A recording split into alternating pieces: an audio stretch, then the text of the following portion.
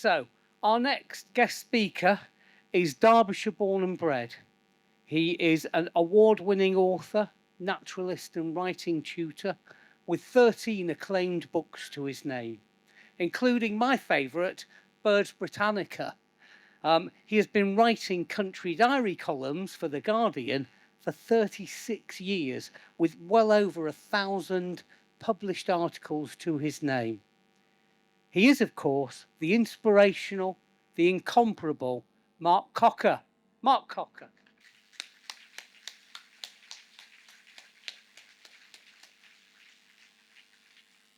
Hello, ladies and gentlemen. I've got to stand close to the mic. I've also got to take up more time than I'm allotted. So I've decided to do a sing-along with all of you. No, I'm joking. But thank you very much, everyone, for coming. And the sun has come out. It's a great pleasure to be here. And deep thanks to Adrian, especially, for all his fabulous organization. He approached me many months ago to speak, and we discussed what I could possibly talk on. And I said the subtitle of my last book was closer. The subtitle of my last book was Can We Save Nature Before It's Too Late? He said, great subject, speak on that. Bear in mind, it took me a whole book to answer the question. I said, how long have I got? He said, 20 minutes. So I won't dilly-dally. And by the way, this is dedicated to Ruth Tingay and Jill Lewis, wherever they are. Anyway, I started Our Place in 2015, and I tried to unpick a conundrum. The UK, if judged by its memberships of wildlife organisations, seem to be obsessed with nature.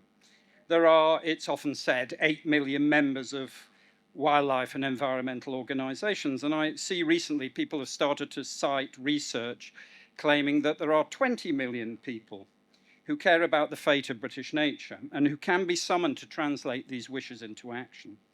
Mark Avery, in his book Reflections, has challenged this putative figure. I undertook an inquiry of my own, as many friends as possible, to try and unpick which supporters for nature were whether supporters for nature were quite as numerous as the figures suggested. My figures were very telling. I asked 48 different people, and they accounted for 267 memberships of environmental and wildlife groups. What was striking is that 2 of the people most active in making a difference were members of nothing. So in short, what can we really say memberships offer? What kind of insight do they offer? And my figures mean that the crowds for a wilder Britain might have to be divided by 5.5. So 8 million instantly becomes 1.43 million people. When we look for the evidence on the actual land that we are a nation consumed by nature's welfare, the facts flatly contradict the idea. The headline figures are compelling. The loss of all but 1 to 3% of 4 million acres of flower-rich meadows in the course of the 20th century. Our woodland cover is 13% of land, set against a European average of 41%, 13 against 41%. One index of invertebrate loss mentioned earlier by Joe and others was large moths have declined in southern England by 40%. That's just an index. A recent report by the Campaign for National Parks, which Rose spoke on brilliantly earlier, found only 6% of national park land is in favourable condition. 94% is in unfavourable condition. In the last 50 years, we have lost 73 million birds from these islands. Overall, we're judged on the latest Biodiversity Intactness Index as the lowest of the G7. Britain overall was 12th from the bottom of 212 countries, and England specifically 7th from bottom. For comparison, the UK is 110 places behind Germany and 89 places behind France. So we are failing and have incrementally bequeathing a worse environment to our children over the last 5 generations. Recent history shows different and in some ways contradictory responses to those processes. Very recent, in fact, The talk by Charlie and Tom, was it earlier, was very interesting. One response is a quest for deeper unity, and this manifested itself most powerfully when the ill-fated Truss government sought to jettison all EU safeguards accumulated over nearly 50 years of membership, a bonfire of protective regulation to liberate UK PLC from any restraint upon economic activity. Through Wildlife and Countryside Link, a coalition of 77 organisations came together, claiming its 8 million members as ammunition to oppose implacably what they proposed. On the other hand, there's a separate development, which I call the complexification of the environmental movement. It's the springing up of numerous small, localized action groups for nature. Every village and town now seem to have a campaign group for swifts. There are at least 3 separate pressure groups focused entirely on swift swallows and house martins. There are campaign groups for starlings, badgers, hedgehogs. You can barely turn a stone and not find some new Facebook group for a new set of organisms. Every town in my area of northern Derbyshire and the Peak District has a campaigning group. Ours has 3. It strikes me as, on the one hand, deeply positive. People want to make a difference and are not content to invest personal hopes in any one of the established, albeit wonderful, environmental groups, but they want to make a direct change. Yet, is it also spreading wider and wider the capacity for impactful action? Is it increasing the sum of our effects, or is it diluting them? To give an example, and you will all know of parallel situations, there's presently a new initiative to assert the rights to roam, at exactly the moment when a group is asking for policies that assert nature's rights to our absence. Nature's rights to our absence. Sigmund Freud, called this capacity for endless separation the narcissism of small difference. In short, complexification. If you want to know what it means, go to your YouTube to remind yourself of the scene from The Life of Brian, where they argue about the Judean People's Front and the People's Front for Judea, and those ultimate separatists, the Judean Popular People's Front. They hated the Judean Popular People's Front more than they hated the Romans. So, I mean, that's a slightly comic representation of it, but it is an important issue. And what we know is that societal pressures to go on working away at the diminution of nature will continue. They have been behind the concerted collective intentions of business and commerce. If we concede that there are even 8 million people who care for nature, by that very definition, there are 62 million who don't. In short, we need all the effective unity we can muster. How do we amplify and continue the increased pressure from those 77 organisations in their howl of opposition to the proposed actions of the Truss government? How do we find unity? At the risk of seeming to contradict Adrian's introduction and my lifetime's work of trying to imagine nature, I think what we need is not more imagination, but more clarity, a way of cutting through the muddle and contradictions of our environmental past, which are everywhere. First, let us try to understand why talking about nature is difficult. Great writer on culture, Raymond Williams, said that nature was among the most difficult and elusive words in the English vocabulary. What is nature? Nature is not just ourselves, although we stress hard to find people who necessarily agree with that, and everything else that's alive, but it is surely also things that to date are assumed to be not alive. Seawater, all water in fact, rivers, mountains, even stars. Stars? Our star, at its core, is 15 million degrees centigrade. It's the element least hospitable to the idea of life, yet it is the source of all life everywhere on Earth. So naming and talking about nature and nature action are fraught with complexities, but language really matters. And I think we need a set of guiding principles that help to clarify action for nature, that could be the basis of what might be an agreed compact or contract for nature. It could incorporate any number of guiding principles, but I've come up with 3 key precepts, and they hinge on answering simple, or what seem like simple, questions. And my 3 questions are: what do we seek through action for nature? What is the end purpose for environmentalism? Second question, how does nature itself operate? How does it function? How does nature work?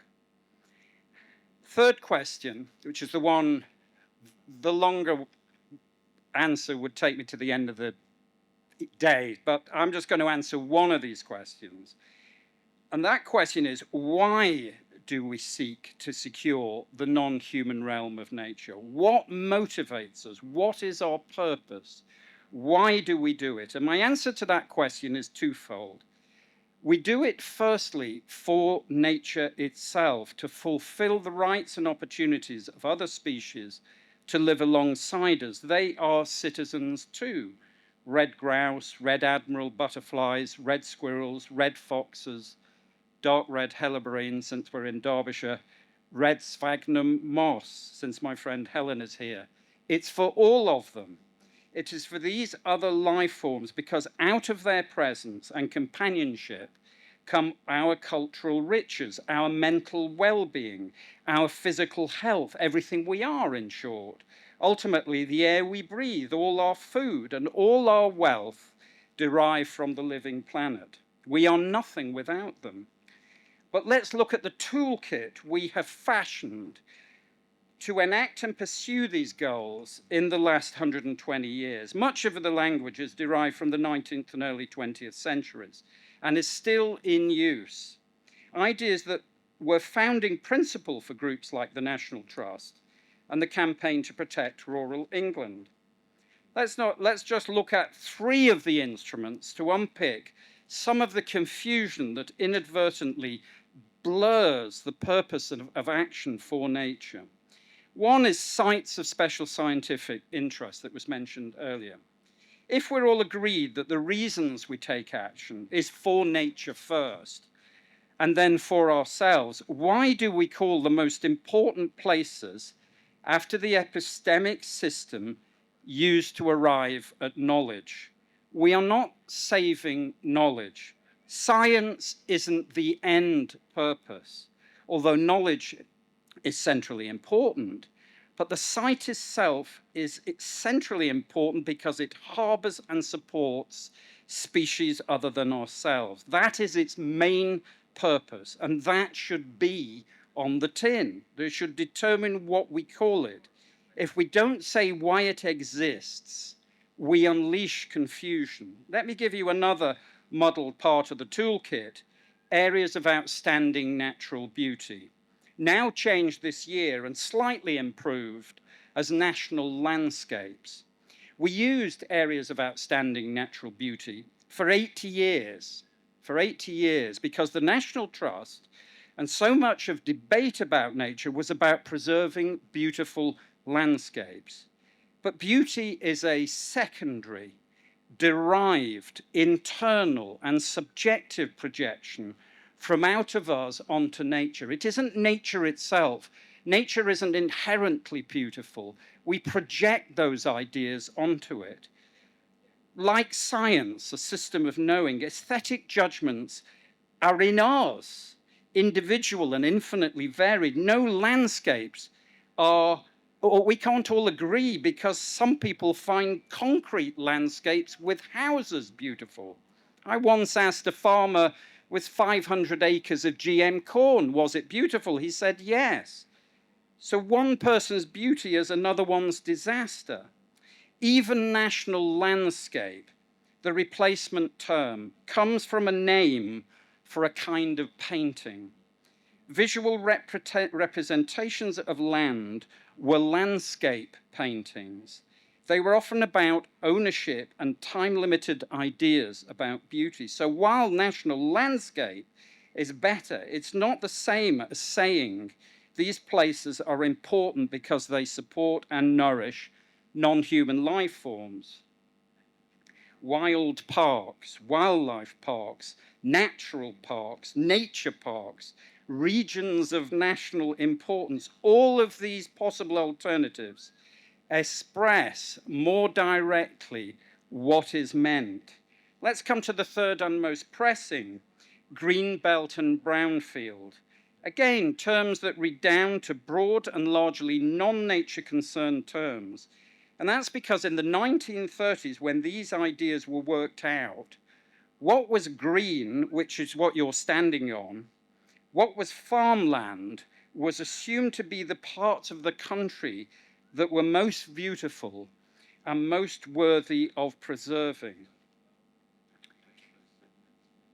Yet if we agree that the reason we act, I'm going to be ahead of schedule also. Yet if we agree that the reason, I'll sing afterwards, if we agree that the reason why we act is to usher into the future more life, not conservation, but taking with us to our grandchildren, more life, more wild organisms, and more non-human abundance, why is the main instrument for designating what is worth keeping and what can be allocated for development so blurred and confused? Brown and green mean nothing, especially after a century of intensive agriculture, the main driver of all environmental loss. Greenbelt doesn't say anything about, nor has it been classified for its wildlife abundance. And in reverse fashion, brownfield says nothing about what lives and thrives within its boundaries. We have a group here, Danes Moss,